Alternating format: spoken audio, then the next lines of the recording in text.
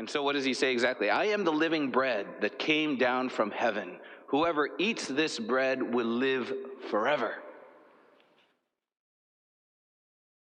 And then it's at this point that he reveals a second, just as radical claim as his first. This first what? Was his divine origin, his divine identity. That he's not merely man, that he is of God.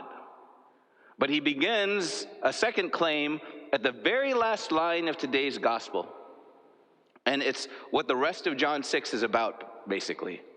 That the bread that he will give to us is his flesh for the life of the world. Up to that point in this bread of life discourse, he was speaking about the bread of life more generally, more figuratively, about his divine person, his identity. But now he's transitioning and he's saying that he wants to share and bring us into that divine life by giving us his very flesh. He gives us the mode by which he's going to share his divine life with us.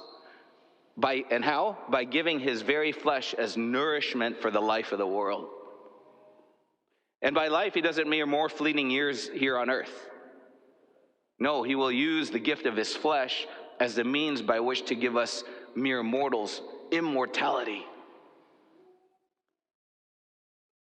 And thus fulfill what it truly means to be made in the image and likeness of God, right? So this is what Jesus goes into the very next verses that follow today's gospel passage. When Jesus answers the people's question, how can this man give us his flesh to eat? That's more crazy talk. But you already know the answer, Jesus' answer, because you're here to receive the very way by which he gave us his flesh. You already know the answer by heart, right? Whoever eats my flesh and drinks my blood has eternal life. And I will raise him on the last day.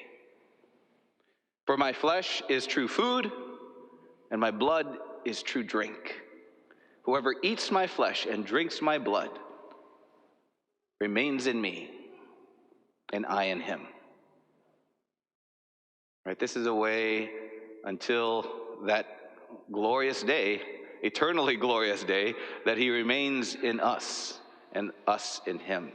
That's precisely what we're about to do in the liturgy of the Eucharist.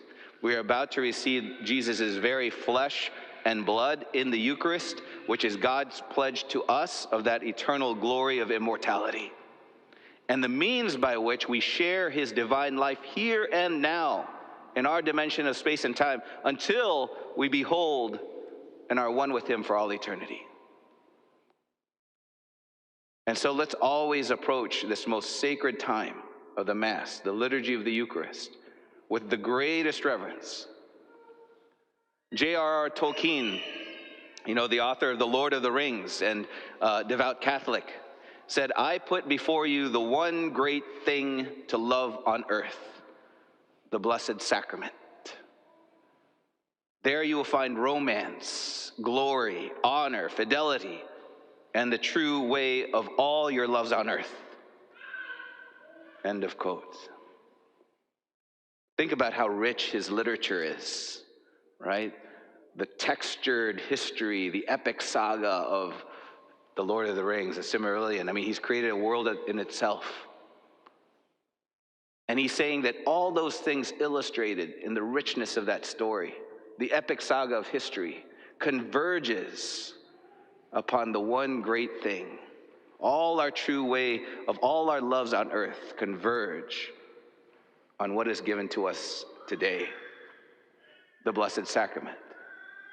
Because it's Jesus himself, the Alpha, the Omega, the beginning and the end.